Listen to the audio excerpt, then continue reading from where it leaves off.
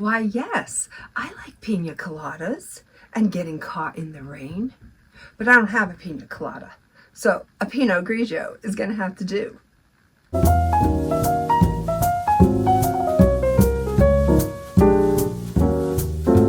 Hello, welcome to my channel, The Grape Jelly Library, where we love to talk about books. My name is Floss, and I am so glad you could join me.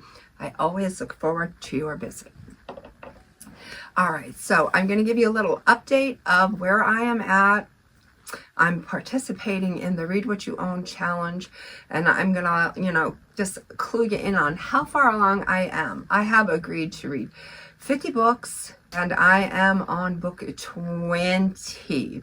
And, slow and steady wins the race. I'm not in a hurry. I'm not allowed to buy any books, and book buying is a passion of mine. I'm not allowed to buy any until I read 50 of my own books. But you know what? I think I have good taste in books because I don't mind. I don't mind pulling any of these books off the shelf and reading them. We are in the library today. One of the reasons why we're here is because my nephew, who is staying in this room due to a house fire, insists that I use the room when he is not.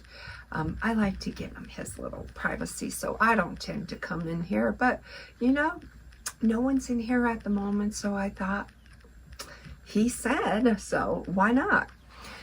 All right, so in today's video, we are going to talk about the books that I am going to be reading in the month of April. One of the reasons why I have a book channel is because I love to talk about books, and I have no one in my circle who shares in that love.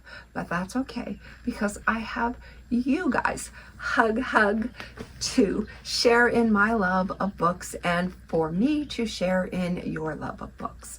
So it's a good thing. All right, so not only do I like to bring you the books, but I like to go over to my friend's channel and scope out what they are reading. And I was on books that I'm not reading. I was on the channel and I was visiting and checking out this very cool video that she posted about the books that she loved. And one of those books was The Things They Carried by Tim O'Brien. And I'm not too familiar with the books that I have in here because I am getting older, and when you don't see them every day, you don't necessarily remember everything. But I was almost certain I had that book. So in coming in here and just perusing the shelves for books that I would like to read in the month of April, I did come across it. Tim O'Brien's The Things They Carried. And I was just speaking to my father today about his experiences in Vietnam. We never bring it up. We, his daughters, never bring it up. But anytime that Dad wants to talk, we are all ears. You can tell us anything you want to tell us. So he was talking about the things that he carried. And I thought, you know what? He talked about that this morning. I have the book on my shelf, so I am going to be reading this book in the month of April. One of the books that I started reading at the end of March and I will be continuing on in April is Killers of the Flower Moon by David Grann. I am about 50% done with this book, and it's like a lover boy song. I am loving every minute of it. April is an adventurous month, so let's get adventurous. One of the books I took down off the shelf is Come Fly the World by Julia Cooke. And if you haven't read this book, let me tell you a little something about it. required to have a college education, speak 2 languages, and possess political savvy of a foreign service officer. A jet-age stewardess serving on iconic Pan Am between 66 and 75 also had to be between 5'3" and 5'9", between 105 and 140 pounds, and under 26 years old at the time of hire. Cooke weaves together the real-life stories of these adventurous women, from small-town girl Lynn Taunton, a science major who decided life in a lab was not for her, to Hazel Bowie, one of the relatively few black stewardesses of the era, as they embraced the liberation of their new jet-set life. Cooke brings to light Pan Am stewardesses' unseen role in the Vietnam War as the airline added runs from Saigon to Hong Kong for plane loads of weary young soldiers straight from the battlefields who were off for 5 days of precocious R&R and then flown back to war. Finally, with Operation Baby Lift, the dramatic evacuation of 2,000 children during the fall of Saigon, the book's special cast of stewardesses unites in a unique and compassionate portrait of barrier-breaking women in the 60s and 70s. Oh my goodness, this is exactly the book that I am looking for. Okay. If I have time, it's a relatively short book. If I have time, I'm going to read Caledonia by Elspeth Barker.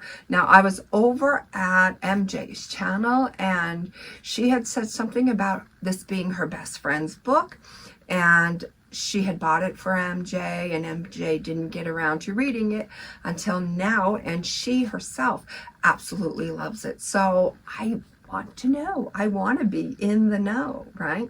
How can I be a well-read woman if I don't know? So I'm going to be reading that. Yes, I am. I'm not going to squeeze it in. I'm going to do it. Now, I'm going to be reading this one just because it's cute. It's cute. The Dollhouse, Fiona Davis. I do not know what this book is about because I bought it strictly for the cover. I know. I'm that girl. I am definitely that girl. When she arrives at the famed Barbizon Hotel in 52, secretarial school enrollment in hand, Darby McLaughlin is everything her modeling agency hall mates aren't. Plain, self-conscious, homesick, and utterly convinced she doesn't belong. Yet when Darby befriends Esme, a Barbizon maid, she's introduced to an entirely new side of New York City, seedy jazz clubs where the music is as addictive as the heroin that's used there, the startling sounds of bebop, and even the possibility of romance. More than half a century later, the Barbizon's gone condo, and most of its long-ago guests are forgotten. But rumors of Darby's involvement in a deadly skirmish with a hotel maid back in 52 haunt the halls of the building as surely as the melancholy music that floats from the elderly woman's rent-controlled apartment. It's combination too intoxicating for journalists. Rose Lewin, Darby's upstairs neighbor, to resist, not to mention the perfect distraction from her own imploding personal life. Do we love a story about an imploding personal life? Or do we not? I don't know. Yet as Rose's obsession deepens, the ethics of her investigation become increasingly murky, and neither woman will remain unchanged when the shocking truth is finally revealed. All right, and then the last book that I chose, because it's, been on my shelf for a while, and I really need to do this thing. I'm going to be reading Russell Banks' Cloudsplitter. And I do not have any intentions whatsoever in finishing this baby in the month of April. I'm going to take my own sweet time, and when I get there, I get there. But one thing I promise is no matter where this book takes me, I will not be DNFing it. Definitely not. It's not even part of the plan. So we're gonna Stormtrooper on, and we're going to get this one checked off the list. Comment below and let me know which books will be gracing your TBR shelf. Until we meet again, know that I love you. Be well, be good, and be reading.